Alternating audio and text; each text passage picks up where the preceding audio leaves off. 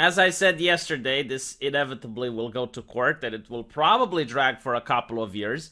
Now, what happened was that Elon Musk had a plan with Twitter, which was to have a subscription-based system, meaning that he is not going to rely on advertisers, which most likely would be under pressure from the legacy media and other activist groups to boycott a free speech platform. So he wanted to have instead a subscription-based model. However, he claims that there are more than 5% of bots on the platform. As such, the subscription-based model isn't going to give him the numbers that he expected. And this is why he said that he is canceling the deal. Now, according to his legal team, in the original contract, if there were more than 5% bots, that would be a legal clause for termination. Twitter, however, disagrees with this assessment, and they are saying that no, the numbers are what we said they were, and we're going to take you to court. Now, at court, there is a magical process called discovery, where Twitter is going to have to show the documents and evidence and convince a judge that indeed there are less than 5% bots on the platform.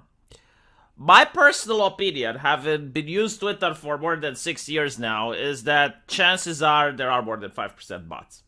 I have seen accounts with tens, if not hundreds of millions of subscribers, and they barely get 100 retweets. So I do think that Elon Musk might be right, and there might be actually more than 5% of the bots.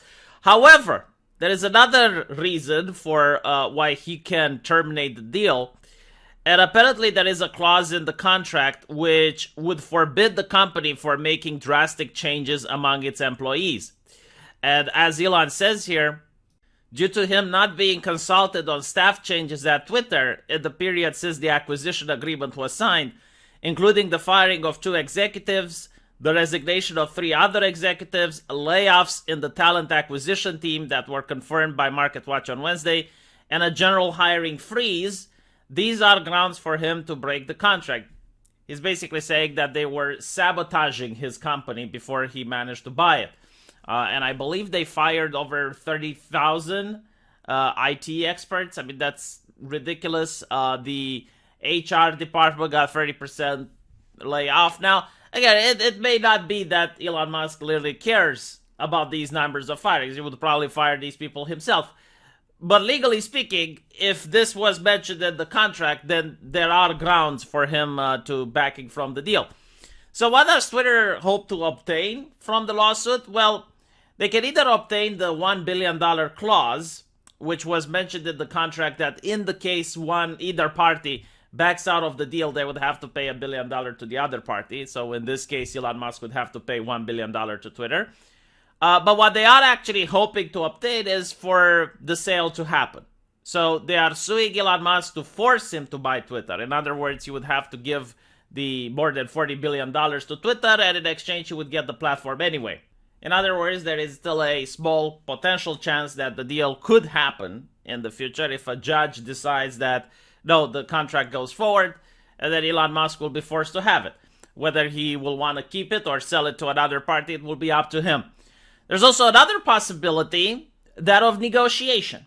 So both parties could gather up and say, all right, well, there are more than 5% bots on the platform, give us a different offer.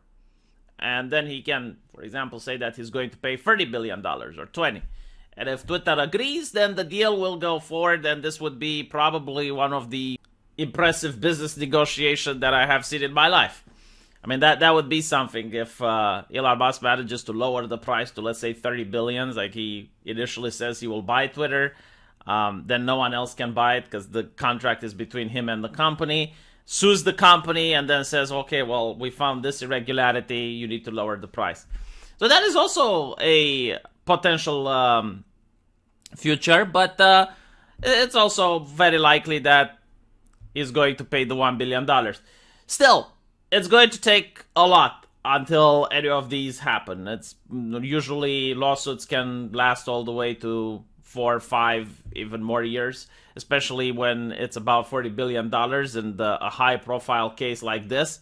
I don't think the trial is going to be live-streamed, although Nick Riqueta is probably salivating at that prospect. I mean, think about the numbers he would pull. if you were to live stream the Elon Musk versus Twitter trial. And it would also destroy Twitter's public image. I mean, the board is calling this a disaster scenario for Twitter because their stocks are plummeting. And it's not only that, but think about the marketing. I mean, up until now, if you are a company and you wanted to advertise on Twitter, they would say, okay, well, if you advertise on our platform, chances are this amount of people are going to see your product and they're going to talk about it and they're going to engage with it.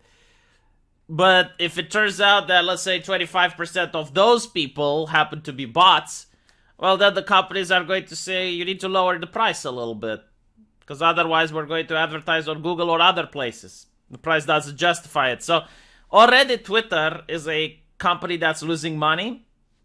And on top of that, if you're going to have advertisers pulling out or demanding that they are being allowed to pay less, Twitter is going to lose a lot more money. So sad. Is there any alternative platform out there? Oh yes, Donald Trump. Yeah, the Donald Trump. Truth Social, they call it. I heard that Gavin Newsom already made an account there in order to debate the right-wingers. Maybe it's going to grow in popularity. Who knows?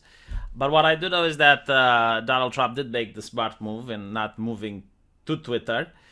I don't believe the people that are like, oh, well, Elon Musk didn't plan to buy it from the beginning. I mean, first of all, it's a lot of money. Okay, $1 billion, even if you're rich, is still a lot of money. I don't think you can play around with this amount of cash. Secondly, it's not only his money. He actually had to find partners and other investors alongside him. And despite the internet meme, I don't think he just wanted to buy Twitter to own the libs, even though he would literally own the libs because they would be working for him. No, I do think that he actually wanted to make a profit. Now, whether or not he wants to open his own social media account, and before doing that, he wanted to cripple Twitter, I mean, that would be a possibility. Although, I genuinely think that he might try to negotiate for a better price. And we might actually see that happening at the trial. I wouldn't be surprised if even a lot sooner than expected, like 1 year or maybe a year and a half, you're going to see that they reached an agreement. And they're like, okay, $30 billion. Especially as their stock price keeps going down. Because right now, Twitter's stocks are in free fall. Disaster scenario. Look at this. Look at this, you bigot. Disaster scenario. Why is it Twitter's Trust and Safety Council preventing them from the disaster scenario, huh? I do think Elon Musk is going to get banned for what it's worth. Let me know what you guys think, and I'll see you in the comment section. Take care.